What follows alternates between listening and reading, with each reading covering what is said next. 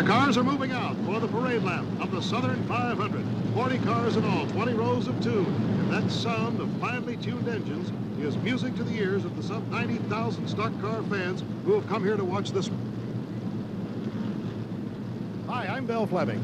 Today we are celebrating a birthday here at the Darlington Raceway in Darlington, South Carolina. This is the 30th birthday of the running of the Southern 500, making it the oldest major stock car race in the entire world. And just to give you an idea of how old it is, the pole sitter today, Bobby Allison, was only 11 years old when Johnny Mance won this race back in 1950. Darrell Waltrip was only 2, and he has won 7 superspeedway races this year. And in fact, Cale Yarborough, who has won the Southern 500 4 times, more than anybody else, was only 8. So it gives you a little more respect for this granddaddy of all of the stock car races in the world. I think one thing is true, too. Of all the great drivers who have driven here, they all admit that if you can win at Darlington, you, sir, are a race driver. To get an opinion on that is a former world race driving champion himself, Jackie Stewart. Jack, what do you think? Well, Bill, I certainly agree with you, and I agree with the drivers. As a racing driver myself, I remember racing in places like the Nürburgring, for example, where there's only 13 laps in the race. Here, there are 367. In my race, there was only 28 runners. Here, there are 40. Very crowded round this track. And the cars are coming down for the end of the parade lap. We'll have one more pace lap. Perhaps the toughest spot to be in when the green flag is thrown is outside of row 1. That's where Donnie Allison is. Earlier, Jackie Stewart asked Donnie how he'll start the race, particularly with brother Bobby right next to him. It's kind of a ticklish situation, especially here at Darlington, because the racetrack's so narrow. I'm going to try to beat him in the first turn. I don't know whether I can or not. If I can't, well, you know, I'm just going to have to try to keep getting run over, I guess. But I really don't like it much outside because of the first turn. But, you know, somebody's got to be there, and I'm just going to make the best of it. But if it were not your brother, would it be, Donnie, as much of a charge? Let's say if it were another driver, would you be more aggressive with another driver than you're going to be with Bobby? Well, I don't know. You know, Bobby and I have had some awful strong races, and, you know, I would worry a little more if it was somebody else about getting run into. But I don't know. I know Bobby wants to lead the first lap, and I know I want to lead the first lap, and so it's going to be pretty interesting, I'm sure. One thing is certain, this is the richest Southern 500 in history. The purse is over $250,000. So it's the Allison brothers in row number 1. In row 2, it'll be Darrell Waltrip in car number 88. Next to him, Richard Petty in 43. Then David Pearson in 2, and Bill Elliott, a surprise starter up there so far, number 17. Rookie Harry Gann in 47 is in row 4. Dick Brooks next to him. Neil Bonnet, 21. Buddy Baker in row 5. Then number 11, Cale Yarborough, the defending Southern 500 champion, in row 6. Next to him is Joe Milliken, the candidate for Rookie of the Year award in car number 72. And as the cars come around, it's Benny Parsons, Ricky Rudd, Lenny Pond, Terry Labonte, and it looks like we are going to get a green flag. Everybody standing down the home straightaway, and we've got to start. Donnie Allison edges ahead of Bobby Allison, and the Southern 500 is underway, and Donnie goes right into that first turn ahead of older brother Bobby. Really anticipating the flag there. The dark red car you can see there right in the middle of the groove with brother Bobby right in his hooks there. And car number 15, the white car, as they go down into this back straight here, an absolutely capacity crowd. Then he tries to take him on the inside, but not this lap. And Darrell Waltrip is hanging on to third place. Richard Petty right behind him. But it's the Allison brothers setting the torrid pace here as they come around. It's Donnie Allison in front at the end of the first lap. Then Darrell Waltrip edging up on Bobby. Richard Petty behind him. Then David Pearson and Bill Elliott from Dawsonville, Georgia. The young 23-year-old surprised everybody by starting up so high. Out of turn 2 and down the backstretch.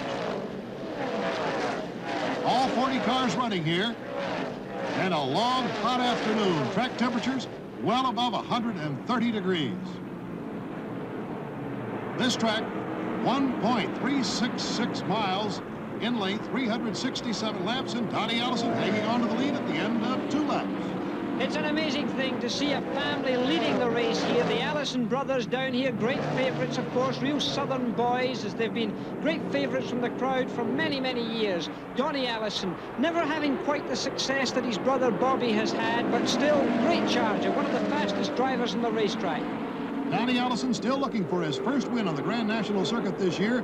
Bobby Allison won at Riverside, but then during the last 6 races has had some tough luck.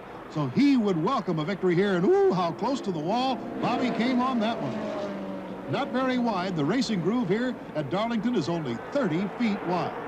Very narrow indeed. You've got to be very accurate. These big cars, they sort of wallow around. They're all in that high banking there as they go around. They're glued to the surface. Of course, the G-force is gluing them in.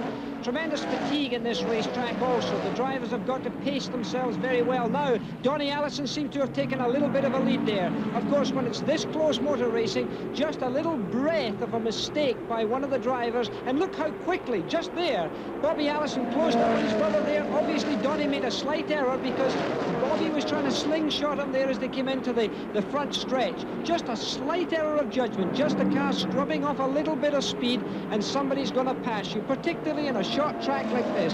Very short indeed, and very easy to make a mistake. Incidentally, these cars are called stock cars, but of course they are highly modified for racing. They do bear the manufacturer's label, but are a far cry from what you can buy in your dealer's showroom. A lot of interesting stories here today. I think particularly David Pearson in car number 2 in the Osterlin Chevrolet. He's a substitute driver for Dale Earnhardt, the rookie who was injured.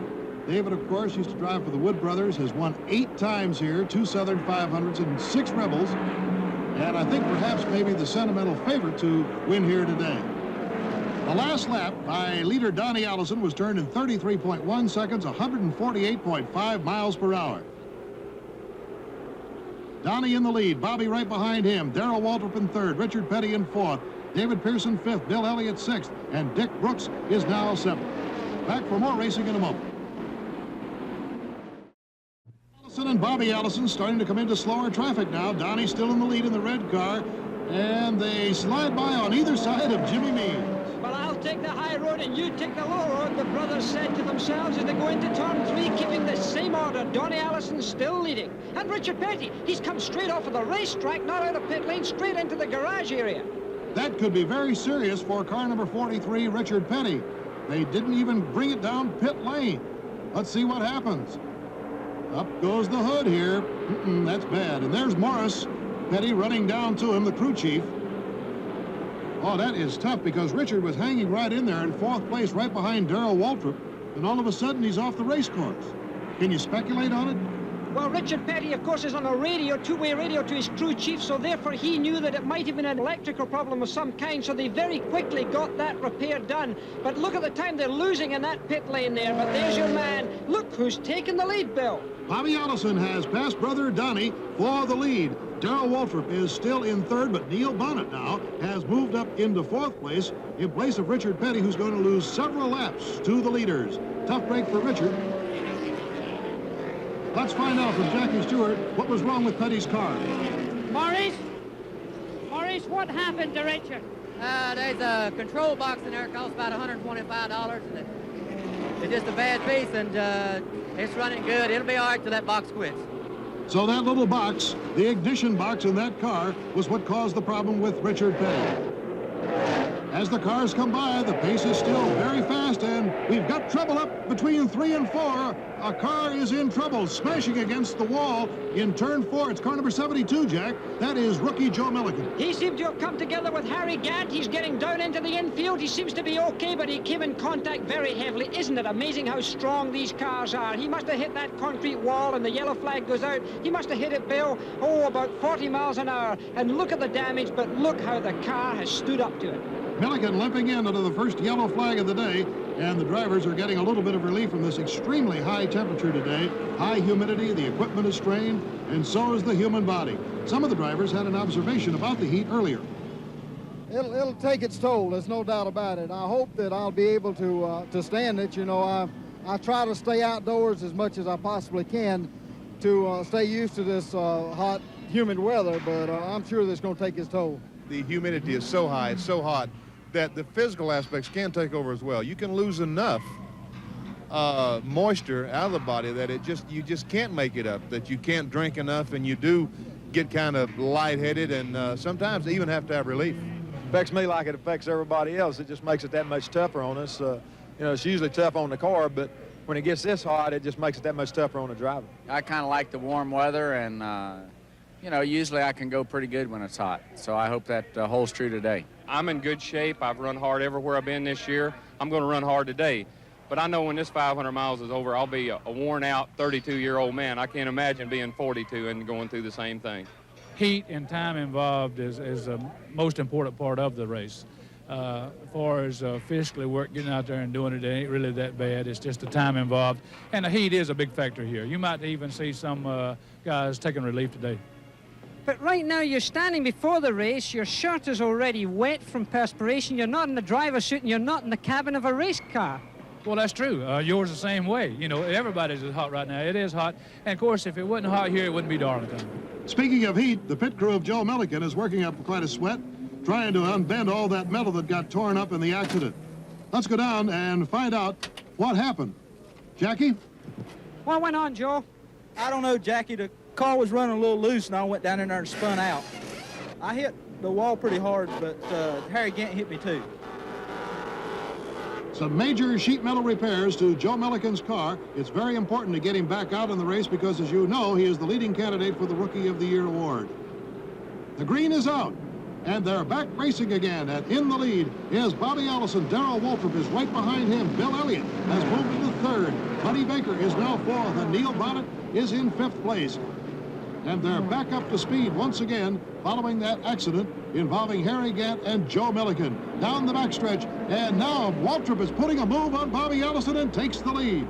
Well, Darrell Waltrip, tremendously challenging driver, one of the young lions who've come across, really maturing over these years and really doing very well as Bobby. And Bobby Allison's hit the wall. He's got a Darlington stripe well and truly on him, coming out of turn 4. Classic error, classic mistake here at Darlington. The racetrack narrows, and that's exactly what happened. In the draft of Darrell Waltrip, Bobby Allison's car went high on the racetrack and creased that wall.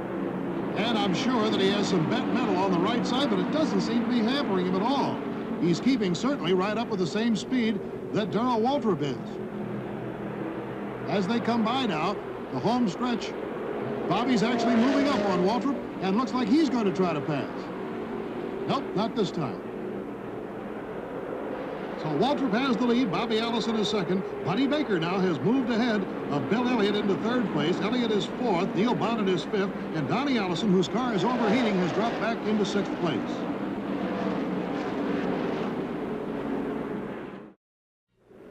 Well, it's amazing, but Joe Milliken's car is back out of the racetrack. He lost about 12 laps to the leaders while they got all that sheet metal back into place.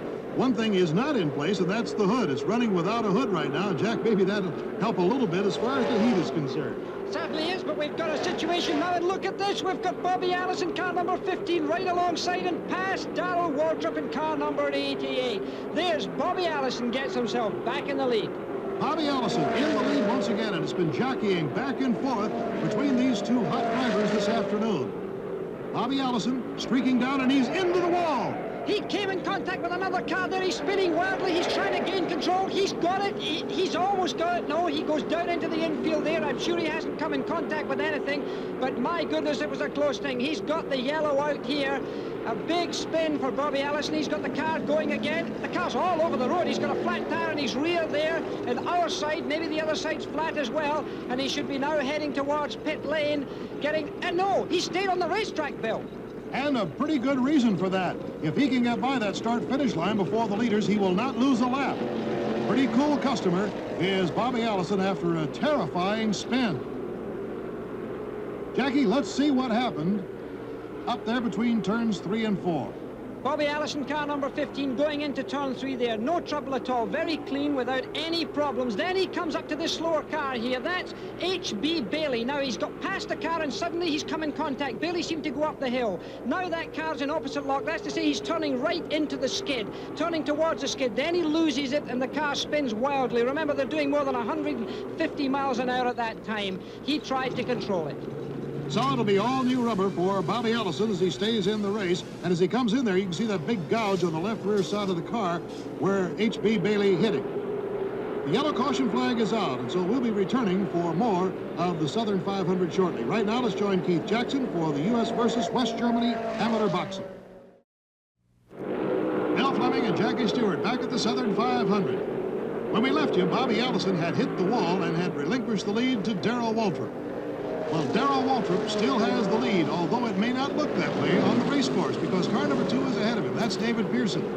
If Darrell Waltrip gets by him, that means that Darrell, and it looks like he may put a move on him here, everybody else, his nearest challengers, would be 1 lap down, and that's exactly what's happened. Darrell Waltrip has put a lap on David Pearson. So Waltrip has things really going for him today. And there is Buddy Baker trying to slide by Benny Parsons. That's for 3rd place, and Buddy is in 3rd place right now, but of course, he too is 1 lap down. Cale Yarborough, car number 11, is back out racing again, but he has had his problems today. Earlier, his engine dropped a valve, and they brought the car into the garage area. Would you believe this? They actually took that engine out and replaced it.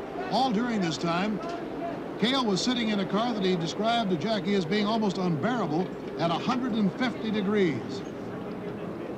Officially, it took 21 minutes to take that engine out of this car and put a new one back in. But this crew, working doggedly, got him back down, and when the car was wheeled out of the garage area, a big roar went up from all the Cale Yarborough boosters. He was back out and racing once again. Truly miraculous, the defending Southern 500 champion.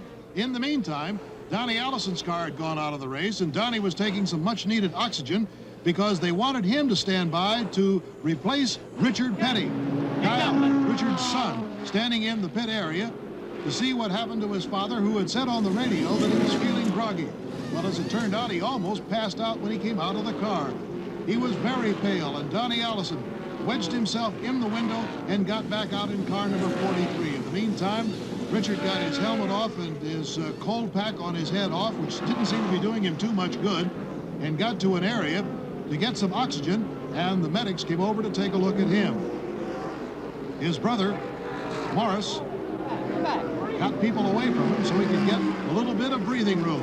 And Richard sprawled out on the ground as the medics took his blood pressure and got some oxygen to him and also a cold pack on his chest. Over in the other garage area, Bobby Allison was also having some problems as the photographers were having a field day shooting all of the attrition that was due to the heat. Bobby was sprawled out, also taking oxygen. Neil Bonnet was in place of him in his car. Neil had earlier gone out with some problems of his own. And so this entire afternoon, it seems, has been filled with problems of one kind or another for the drivers. As a precautionary measure, they brought the ambulance in and took Bobby Allison to the field hospital. Ricky Rudd, a younger member of this racing crew, Rookie of the Year 2 years ago, was having his problems, and Jackie Stewart talked to him about the heat. Ricky, you're obviously exhausted. You've had a difficult time. Your eyes are still glazed. How does the heat exhaustion come on? Well, it just kind of thing. It just kind of wears on as the day gets longer, and you know, especially if the car is not driving just right, and you got to stay on top of the car and fight it. You know, you're all the time working the wheel and the gas and the brake the whole time you're in a corner. And when the heat gets to you, you know, you can't think clearly, and the car more or less starts driving you and takes you where it wants to go instead of you driving it. And that's a good way to get somebody hurt. So I figured it's time to pull it in and park it. Obviously a situation of potential danger to not only you but to the other drivers. Yeah, you know, I really didn't know where I was, or, you know, so lightheaded and dizzy that I was at the point I could have passed out on the racetrack, so I didn't want to take a chance on hurting myself or hurting somebody else either, so I parked it. And so with these temperature and humidity extremes, it's easy to see why we've had such a wild afternoon. So many drivers taking relief. Our race leader, Darrell Waltrip, has seemingly been immune to the heat. He continues to set a very hot pace. He is 1 full lap ahead of David Pearson in car number 2, and David Pearson has about a 300-yard lead on car number 27. That's Benny Parsons, who has moved into 3rd when Buddy Baker has had to go into the pits now under the green for fuel and also right side rubber. Now, it's good to see that Richard Petty's back on his feet, looking okay, Jackie. He's certainly recovered. Of course, he's a pretty fit man, although he had stomach troubles last year. Richard Petty looking a little peaky still, but looking to get back into his own car. And look, we've got a situation at Darrell Waltrip. He's all over the racetrack. It looks like he might have had a puncture there because the car was going through a particularly peculiar way of handling there. He didn't hit the top rail. He either very skillfully controlled that, or he certainly got himself in situations there where he got out of it just by the skin of his teeth. Now he's pulling away and coming round towards the pits again. Well, for the second time in today's race, the leader has had a mishap. Earlier, Bobby Allison in the lead was touched by H.B. Bailey and went into the wall and eventually retired from the race. And now Darrell Waltrip, who had built up almost a mile-and-a-half lead on his nearest competitor, David Pearson, has had a spin and is coming around. He has lost his lap lead, but he is still ahead of Pearson on the race course under the yellow. However, Darrell will have to certainly come in because he has flat-spotted his tires in that spin. That may open the door for David Pearson. Back at the Southern 500 in Darlington. Everyone has pitted after Darrell Waltrip's spin, and now the cars are all bunched up. As a result of those pit stops, Pearson is right up there in the lead, and David under the green goes into turn one in the lead. Waltrip is still in second place with Benny Parsons in third. Look at David Pearson streaking. He really seems to be able to pull it out there as he drifts around that corner there. It's quite often the case when a race car comes into the pits for a tire change or anything else, they can jack the suspension a little bit, make the car handle to the driver's desire, and therefore be able to take a lead like he's taken right now. Remember, on the same racetrack, the same opposition, the same temperature, and yet he seems to be able to just take it away. David Pearson hasn't seemed to suffer any from the heat this afternoon that has really taken its toll on some of the major drivers. Pearson now lengthening his lead to a couple of hundred yards, and uh-oh, Waltrip's in trouble again. He's really spinning out that smoke as Taskmark, and look at the other cars behind, miraculously avoiding it there. I would have to give great compliments to their driving skills because they got their cars slowed down there, saw through that dense tire smoke there, a way to either stop or get around the other vehicles. He's still weaving there, he's still having trouble. You know, he could be having a heat problem because he doesn't seem to be really getting himself together there, although I must admit that neither would I if I had just spun at more than 150 miles an hour. Well, let's see, Jackie, as we look at it from a different angle, if we can tell what happened. Well, looking at the car there was no puff of smoke coming out of the car before the spin. You couldn't see anything dropping onto the racetrack, as sometimes can happen, oil or water or anything of that kind. It looked really like Darrell had just plain lost it, but who knows? Well, whatever happened, that second spin by Darrell Waltrip is going to make it mighty rough for the leading NASCAR driver this year to win the Southern 500. The yellow caution flag is out, and we're going to take a bit of a break. We'll be returning shortly for the conclusion of the Southern 500 here at the Darlington International Raceway. Bill Fleming along with Jackie Stewart back at the Southern 500 in Darlington. Bobby Allison coming out of the driver's lounge gives us the OK sign. Quite a far cry from his complete exhaustion from heat just a short time ago. Now back on the race course, it's David Pearson in car number 2, leading this race with 4 laps to go. And Jackie, he has been miraculous today. He has about a half a lap lead on number 17 there, the red car. That's Bill Elliott, the young 23-year-old from Georgia, who's also run quite a race. And in third place, Terry Labonte, whom you'll recall ran 4th here a year ago. Well, David Pearson, I have to take my hat off to him because he's not the youngest driver in the race. He's a grandfather. He's called the Silver Fox, and well, he's earned that title today because he's stalked his prey very well. Others have dropped out. They've been having exhaustion, but there, David Pearson, still on the racetrack, still driving like the champion that he is. Incidentally, Benny Parsons, who had been running second, had to pit just a few laps ago to take on fuel. He's been dropped all the way back to 5th place now. Buddy Baker is running in 4th, and that might even have been higher for Buddy, except that he was penalized 1 lap for passing the safety car when the yellow was out after Darrell Waltrip's first spin. 2 laps to go now as David Pearson peels into turn number 1. Remarkably, in second place is Bill Elliott, number 17. Highest place so far this year has been a 4th. He's never won a race. And Terry Labonte, who finished 4th a year ago, is running 3rd. I think that's a remarkable performance by these two young drivers, Jackie. Tremendous performance, but I'd have to take my hat off most, I suppose, to David Pearson, the old fox himself. And there he goes, taking the white flag with only 1 lap to go. Drivers have fainted, they've been collapsing, they've had ammonia sniffs, they've had oxygen. But that man, all he's had all day is a steering wheel. Nobody has ever won more races here at Darlington than 44-year-old David Pearson. He has won 8 previous races, 2 Southerns, 6 Rebels, and is on his way to race win number 9 at Darlington, the toughest place in the world to win. This will be his 104th career win. He's won over $2 million, and he's earned every penny of the winning purse today, and there's the checker for David Pearson. So David Pearson comes across the winner in 2nd place. Getting the checkered flag right now is Bill Elliott. Right behind him, Terry Labonte. And pulling up alongside David Pearson as they go down the backstretch, his friendly foe of many races, Cale Yarborough, I think says something to him there, maybe a little congratulations. And for the first time today, Cale goes by David Pearson. Cale will finish 31 laps behind. That was because of the 21-minute engine change earlier in the race. So it's David Pearson, Bill Elliott, Terry Labonte, Buddy Baker, Benny Parsons, the top 5. By virtue of the 11th place finish, Darrell Waltrip still holds on to his lead over Richard Petty and Bobby Allison in the point standings. Bill Fleming together with Jackie Stewart saying so long from a sweltering Southern 500.